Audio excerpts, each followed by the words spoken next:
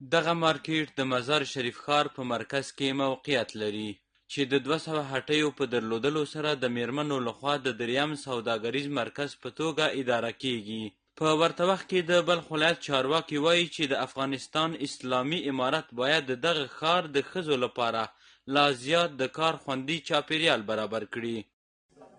نو دلته تقریبا 200 دوکانه دي او دا 200 دوکانه خاص فعالیت د زنانو دپاره ده چې دوی خپل فعالیت وکړي او په دغه ځای کې خپل هغه روزمره زندگی په مخه ویسي او د دغه ځای څخه خپل د اهل و اولاد دپاره معاشات او د کور نفقه ویسي. این را برای همه جهان نشان داد که امارت اسلامی افغانستان هیچ گونه مخالف کاروبار و تجارت و پیشه طبقه زن و اوناس نیستند.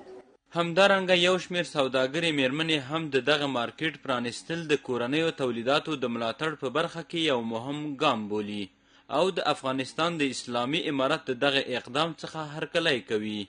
چون که اینجا فقط خانوما میتونه آمده مردانه هیچ اجازه نداره. خانم منتظرم که یک روز بودیم اینه به خیر یوم افتتاح شد که فی دکان کرایش $400 $500 بود ماهانه، اما امروز شما میبینید که اول 1200 افغانی بود اما شاروال صاحب امروز 400 افغانی اعلان کرد.